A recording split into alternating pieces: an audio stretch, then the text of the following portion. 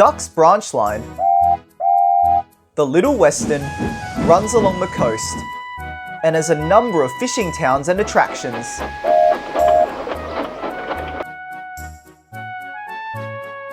This keeps Duck and Oliver very busy, bringing passengers and goods to and from the main line.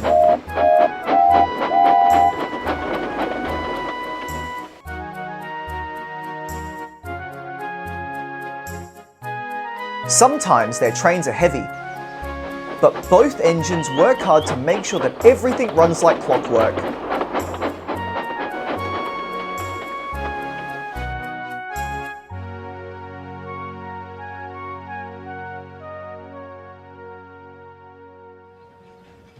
All these extra loads are making my axles ache, Oliver said to Duck and Toad one morning. Mine too, but remember, Sir Topham Hatt relies on us to keep things in order, replied Duck. That's what Toad says as well, said Oliver. I just hope Sir Topham Hatt takes notice. We're not pulling the express like Gordon or Henry.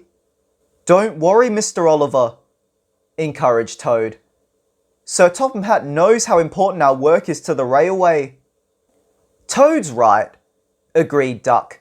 And besides, our hard work pays off in its own way. Time to go, Duck, interrupted his driver. We have a special train of passengers we need to collect. Keep your chin up, Oliver, Duck said, and he puffed away. Oliver knew Duck was right, but he still couldn't help feeling a little unnoticed. He worked hard for the rest of the day,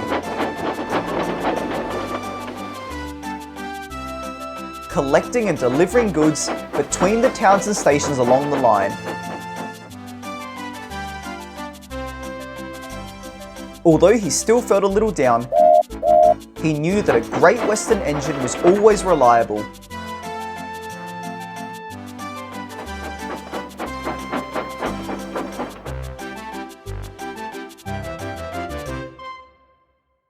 It was his last trip for the day. As the courier was unloading his train, he noticed a family looking very upset. His driver went to find out what was wrong. When he returned, he told Oliver that the family had missed Duck's train back to the main line and had no other way of getting home. We can take them to meet Duck, Oliver said. They can ride in Toad. That's a grand idea, smiled his driver. They climbed into Toad, and Oliver set off.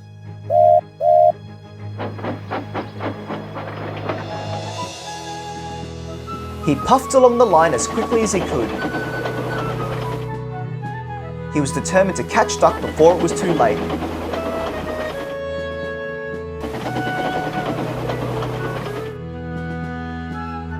Duck was getting ready to set off from the next station when he heard a familiar whistle. Oliver steamed triumphantly in.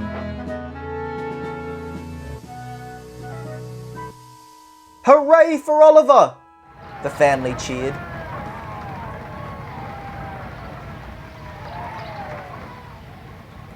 Yes, indeed. Hooray for you, Oliver, cheered Duck. Oliver didn't say a word, but the smile on his face was there for all to see. The next afternoon, he and Toad were resting at the station. Thank you, Toad. You and Duck were right. Our hard work does pay off in its own way. No need for thanks, Mr. Oliver. I'm just glad you've got a smile on your face again, smiled Toad.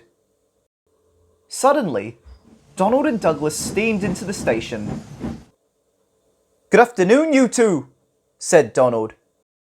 Sorry to interrupt, but Sir Topham Hatt wants us to head over to the big station, added Douglas. Whatever for? Oliver asked. No idea, the twins replied.